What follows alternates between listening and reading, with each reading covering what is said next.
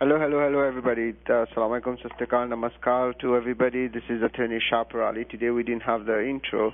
Then we are going to just go ahead and start the show. We have so many things happening right now on the immigration side.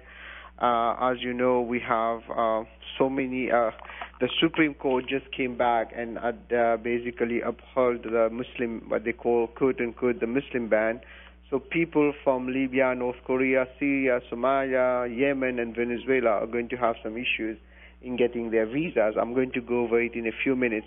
But in the meantime, I want to cover the many issues regarding to immigration that we are having right now. For one, we are seeing a real kind of backlash on immigrants. One, we had all those issues when it came to the kids getting incarcerated after they will enter at the border. But luckily there was one court in California, San Diego, which basically said it's illegal to do that. However, having said that, we are still seeing that many of even though the kids are they have not all been reunited with their parents, but we are still seeing a lot of issues. So before I start, this is Attorney Shah Peerally for the Shah Peerally Law Show, and anything I'm telling you today is my opinion. You should not act or refrain to act solely on the information provided. You should contact an attorney if you have any questions. And for those who want to call the studio line, the number is 510-657-1170, 657-1170. And just to let you know, there are so many things happening right now, like I said, on immigration, and we will also take calls on different aspects on immigration, not limited to what I just spoke about. So if you have any question on H-1B, adjustment of status, F-1, L-1, you name it, please feel free to reach out and call the studio lines 510-742-5887. And if you want to call our office, the number is 510-742-5887, 510-742-5887. And today I have Michael on the board with me. Michael, I hope you can hear me loud and clear. And again, the studio line is 510-657-1170, 510-657-1170. Let me go a little bit over the Muslim ban because although we don't have many people who are going to be affected for our listeners, but I'm starting to get few of them calling me and asking me exactly. So what the ban means is kind of country specific, right? So we have Libya, Venezuela, and Yemen. So for those students and scholars from those countries, will still be able to apply for the F and J visa and employment based like H-1B.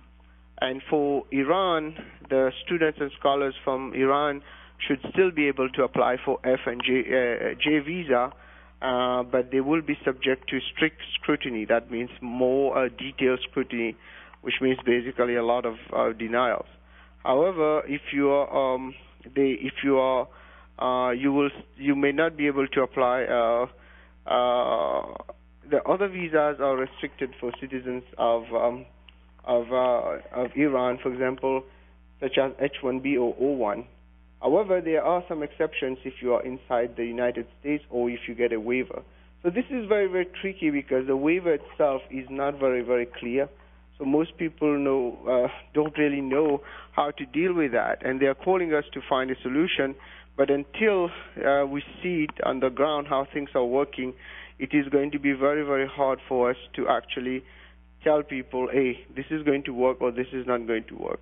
And another bad news is Justice Kennedy from the U.S. Supreme Court is retiring. This is going to be a big blow for immigration if he retires, and another judge who is more conservative, quote unquote, is appointed, which probably will. And if you get a one who is basically kind of putting their own views in the court, we are going to have a lot of those decisions on immigration be reversed or against immigration. So we need to pray that things doesn't go that bad, because once a justice is appointed in the U.S. Supreme Court, it's pretty much forever. because we're talking like most of those people are like 50, 60 years old, maybe 40 years old, and if they have a lifespan of another 40 years, so our generation will not see anything really good coming. But at the same time, there's an election coming, and there are many things that might change. And I'm not discussing politics here. I'm talking about policies. So for those who are basically stuck now in between, there are still good news. By the way, we still got we still got some approvals on EB1, which I'm very, very proud of, and we'll still be getting them because those are not really going to be affected. But we are going to see more and more rules now, since it seems like now the administration is emboldened to really kind of pass all the things that they have mentioned. If you look at my video I did on our YouTube channel, I've contemplated all those issues. So now the things that many of us are asking the question is what happens to H-1B, and the H-1B is becoming a big, big issue because H-1B is the specialty occupation is another of those problems that we are seeing coming on a daily kind of basis.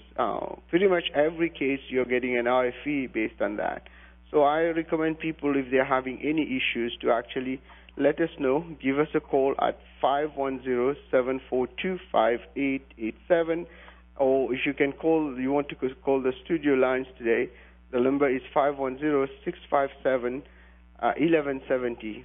510-657-1170.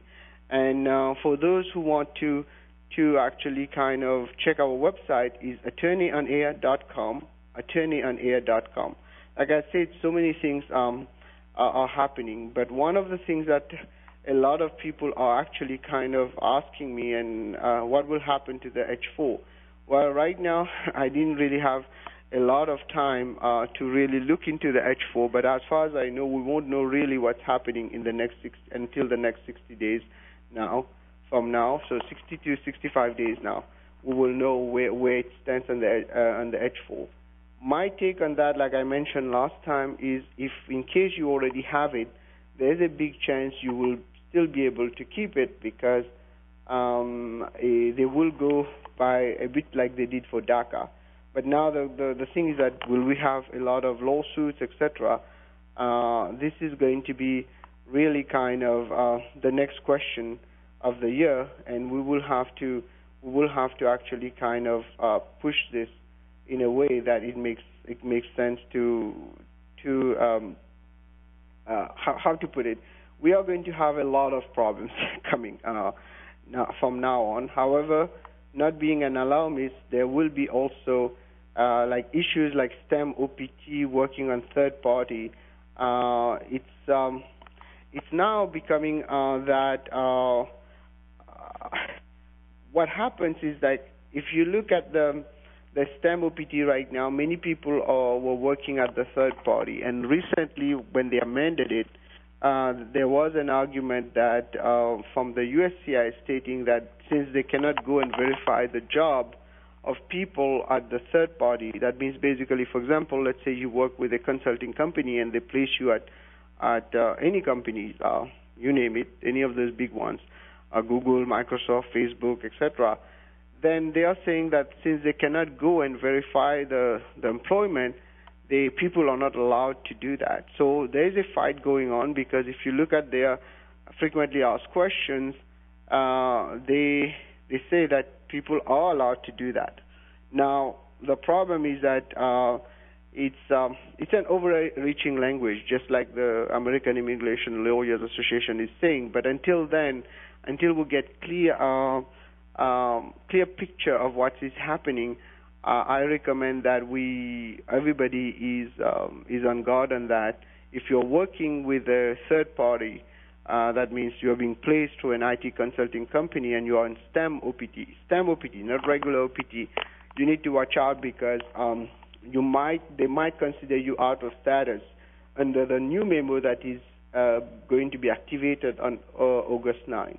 What this memo says in part is any violation of the OPT or the F1 might be construed as basically, I'm trying to summarize here, okay? Might be construed as you violating your status. And if you violate your status, you become out of status. And if you are out of status, you cannot change status. So you have to take all those together in order to understand exactly what is going on here and how you can deal with that, because we are going to see more and more problems coming. So, ladies and gentlemen, my name is Attorney Shah Peerally, and I kind of repeat that. And for those newcomers, I've been practicing immigration law for a while now. And here on the show, we try our best to give you what we call a take on the immigration. It's not really when you call, you're getting a consultation. What you're getting is information. Consultations you have to do in private. And if you need help on that, you can call us at 510-742-5887. Now, a lot of things are happening. The world is pretty much upside down right now. We are seeing people calling from all over the world asking. I have people calling me say, hey, what do you do? How come they are putting people in jail, etc., etc.? So ultimately, not people, but the kids. If you see those stories, it's kind of heartbreaking. You don't have to see, but just hear them. And now we had some footage of what is happening in those internment camps, I should call it, is the scary part. And many people are really kind of feeling, people are afraid. To be honest, the word that I have to use, people are very, very scared. And they have good reasons, especially people who feel like, okay, I have to wait so many years to get a green card, and now what happens next? Well, unfortunately, we don't know what's going to happen next, except we know that as long as we have the same administration, we're going to see a lot of crackdowns on immigration. And for people working especially unlawfully, that means undocumented, we're going to see a lot of arrests, which we are seeing pretty much on a daily basis now. I think within the next 2-3 days, I've seen almost 300-400 arrests of people. So now the good news is on legal immigration, where most of our listeners are, things are still okay. We're still getting EB-1s approved. We're still getting H-1Bs approved. Actually, we got a very difficult H-1B approved couple of days last week, where it got denied twice. We tried it a third time and got approved, and actually got approved even with the I-94. So, ladies and gentlemen, I don't know if the lines are working right now, Michael. The number is 510-657-1170. If you have any questions regarding immigration, 510-657-1170 or 510-657-1170. And we will be glad to take your call. I will be glad to take your call and actually answer as much as I can on the situation. And again, just because I'm speaking about what is happening doesn't mean you have to ask questions only about that. You can ask questions about your H-1B, your F-1 visa, your OPT, and anything pretty much immigration where I can answer. I will be more than glad to answer. So I am kind of a little bit disturbed with all the news we got. We have the stamp OPT issue, we have the travel ban, we have the situation we're having in pretty much everywhere where we're going. We are seeing this kind of situation where people are pretty much kind of desperate, and they're asking the same question again and again. How come these things are happening? Well, we expected this to happen. There was no way out of this. Most lawyers, even myself, during the primary, I published something on YouTube where I basically described all those things. And it did happen because they are happening. There was no way out to get out of it, because that was the platform which Trump ran on. And, of course, since he got elected, he will have to cover what he promised. And so far, he's pretty much taking one by one. And the next thing that a lot of people are worried about, so it's getting really, really confusing out there, unfortunately. But that doesn't mean we give up and we don't fight for the cases. and we are having, of course, more and more difficulties in filing, especially cases when it comes to a specialty occupation.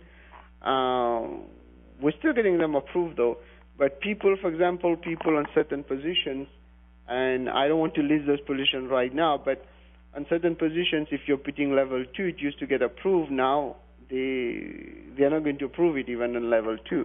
Now, even in cases where they had higher levels, it's not working. So at the end of the day, it's getting very complicated. I think I have one caller, right, Michael? Let me take Ankush. Hello, hi Ankush. Hi, I have a quick question. If somebody is on H-1B visa with I-140 approved and gets laid off, will the new employer, when the new employer filing the green card, will there be any negative impact for the green card process because of the layoff happened in the previous company? No. It won't. Actually, the I-140, if it is approved, you can actually use that priority date on the next petition. But no, a layoff doesn't affect your I-140 for the next company. Of course, the previous company, it is gone. You cannot really use that to get a green card if there's a layoff.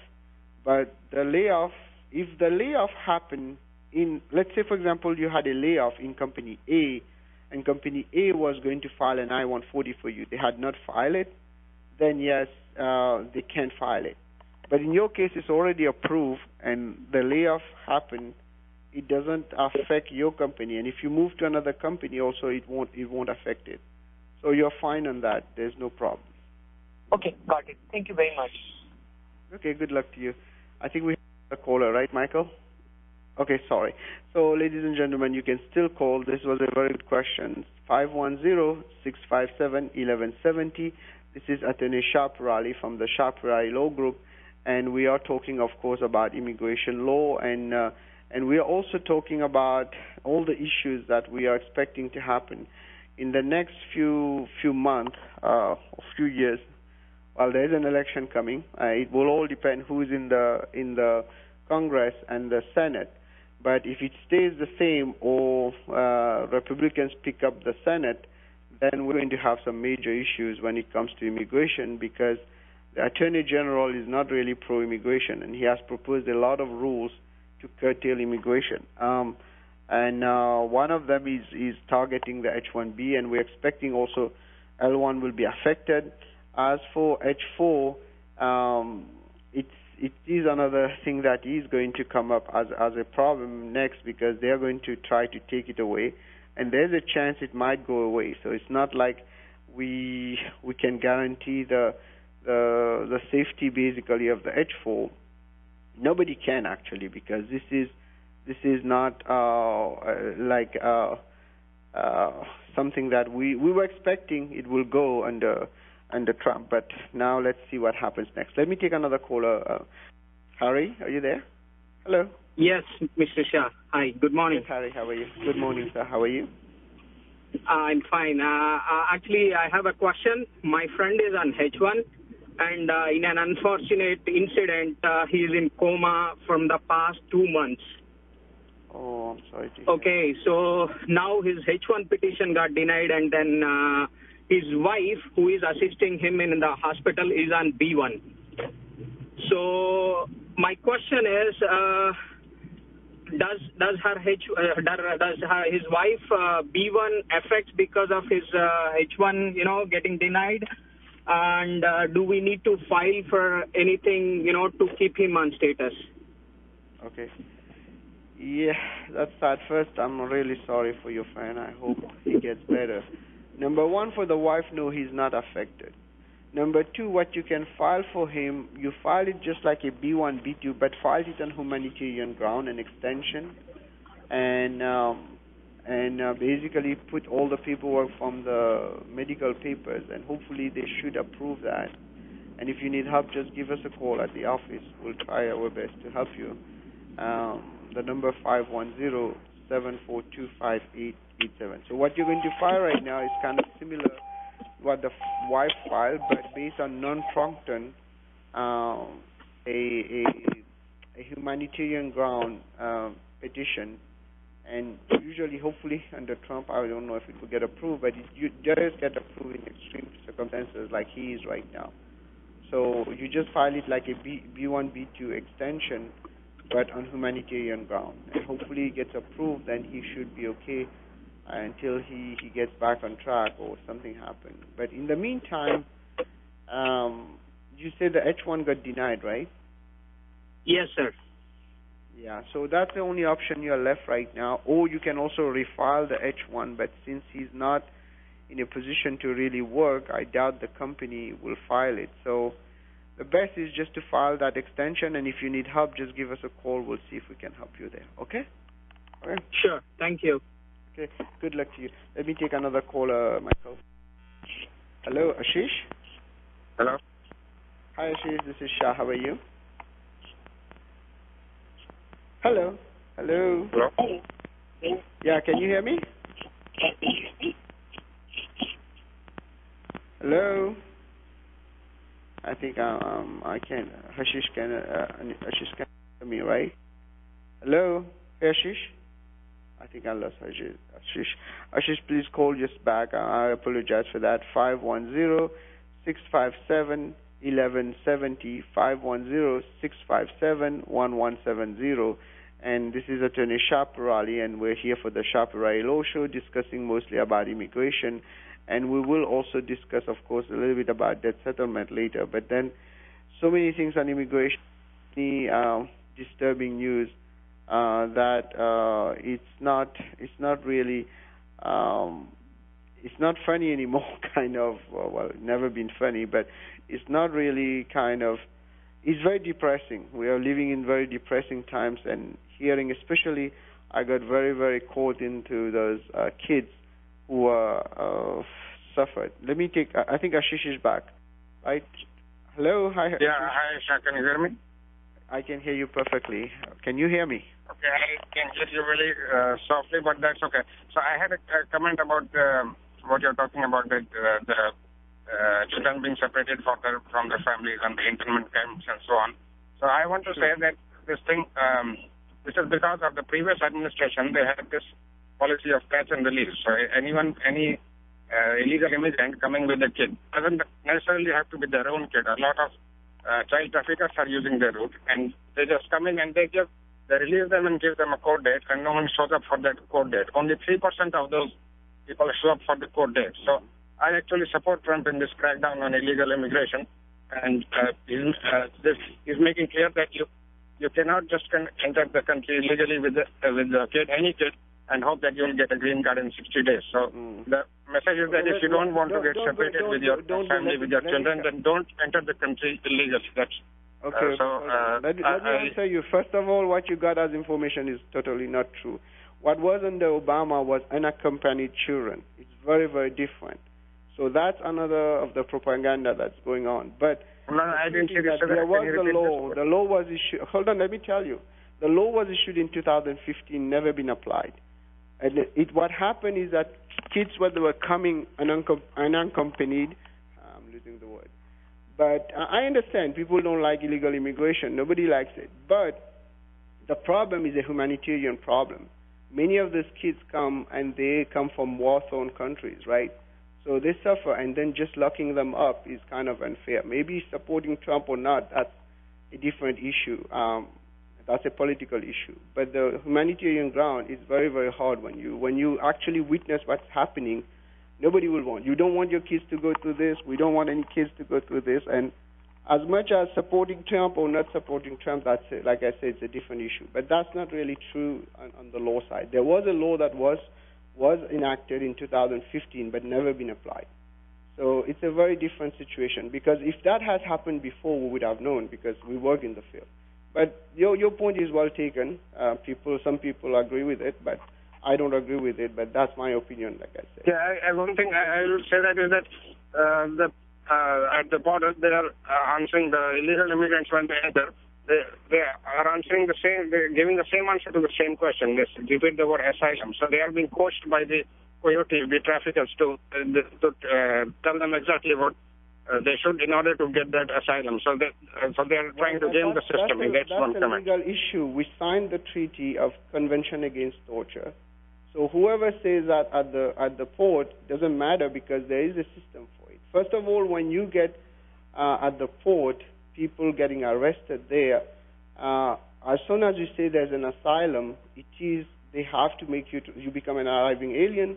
So there's a process for it. I've been to many of those bond hearings. I don't do deportation, but I know we have those bond hearings for them, and there is mandatory detention on it. The thing is that they used to put the children and the parents together. That's the only issue we are having. But they do arrest them because that has been there for a long time. But they don't separate them. That's the difference. Yeah, but now with the executive order, you don't have to separate them. But it seems the courts don't like that either. So what should the president do? He passed an executive order, but now he's being challenged again. So both ways he's trapped.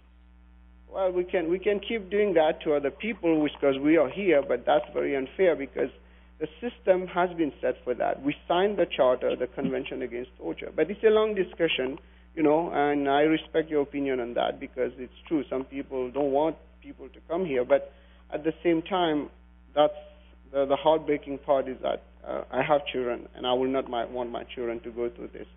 Luckily, they were born in the U.S. I'm a U.S. citizen, but that doesn't mean everybody is lucky, right? So that's the idea here. But good talking to you. Let me take another caller. Thank you so much for calling. Okay, thank you, sir. Yeah, okay, bye-bye. This is Shah Peerally, live and here. Sanjeev?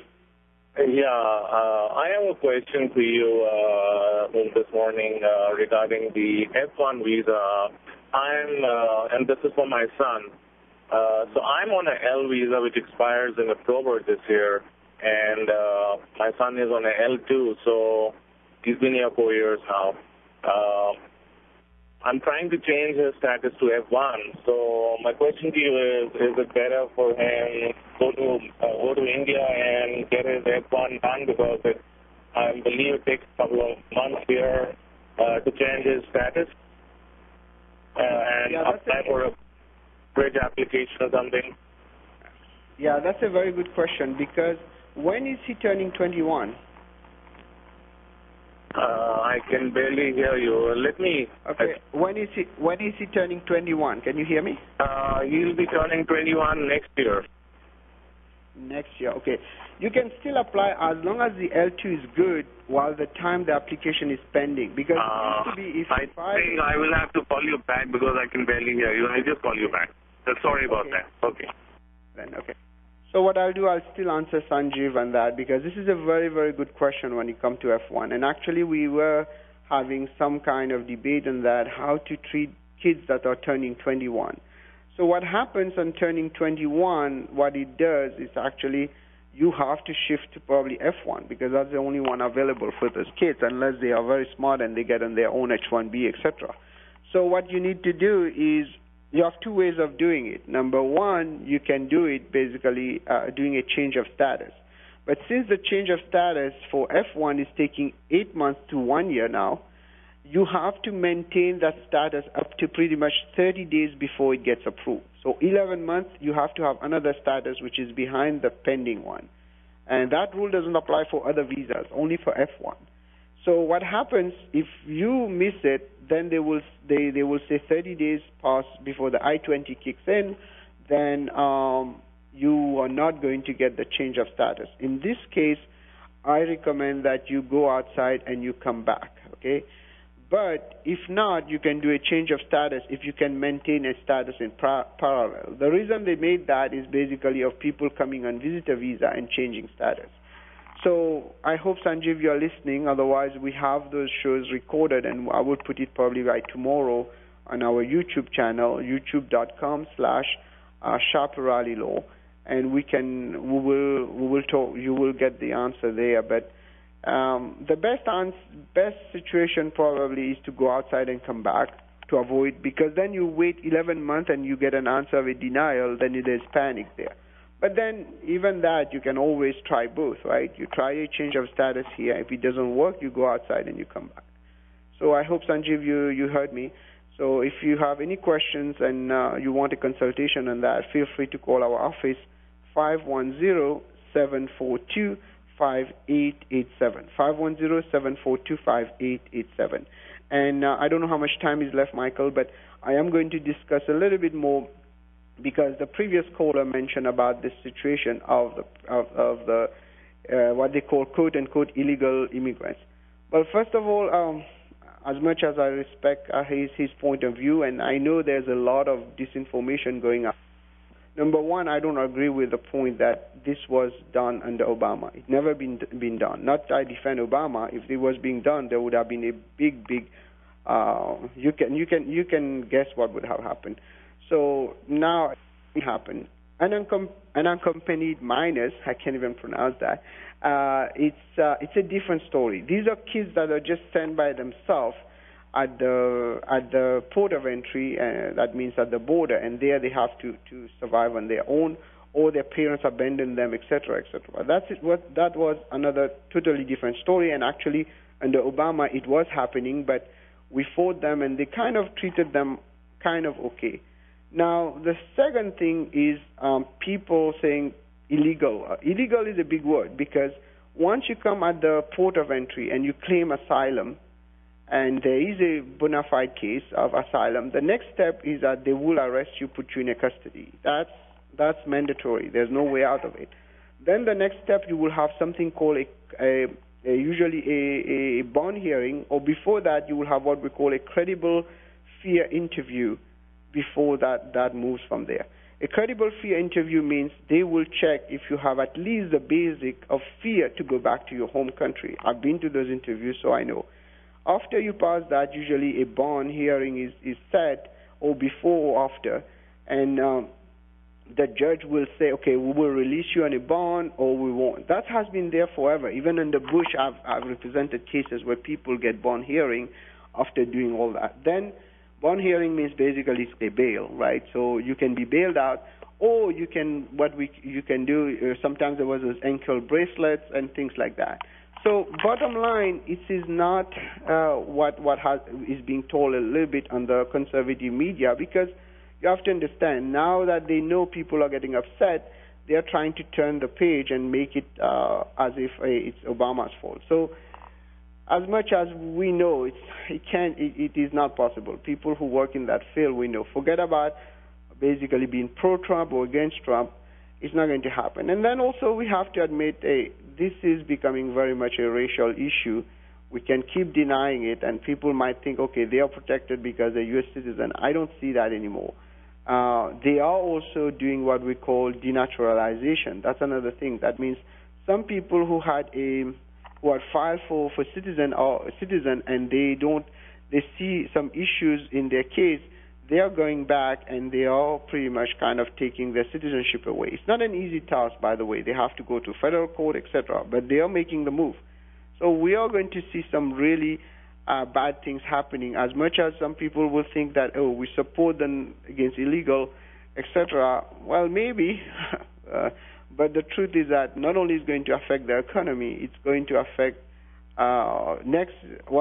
it's already happening.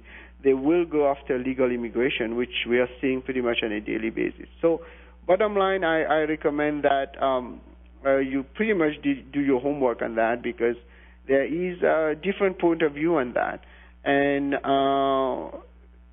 it's a very much debatable issue. But most immigrants are pretty much, and not only most immigrants, most liberals are pretty much against it. And it's not like basically blaming Trump or anything, but the way it's being done, it is a horrible story. And only when you hear the stories, or you hear their parents tell you about it, and there were some videos that were caught inside, it's heartbreaking, how much we are humans after all, no matter what. And at the end of the day also, most people coming to America came as refugees. If you look at the history of America, when the original people came, they basically begged the natives to stay, and the natives let them stay, and ultimately they took over. So it's not that black and white.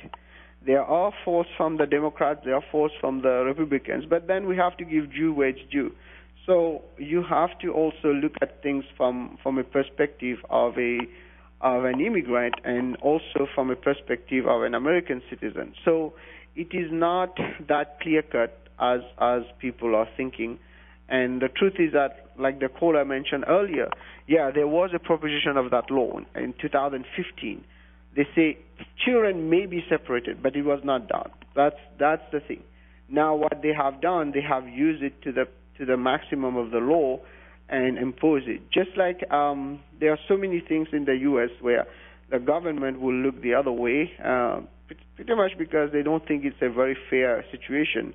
It's still on the books. Like if you go back in history, there are some places where just marriage for example, in some states, I don't know if the laws are still there, if you marry someone of a different color, it's a crime.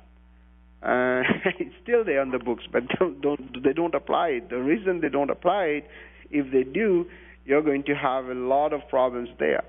But at the end of the day, they're still in the books. And that's kind of one of the similar laws, and that's why you're seeing a lot of conservative, well, quote unquote, not every conservative, by the way, many conservatives are against it. They're basically spitting the same lies again and again just to kind of discredit the situation.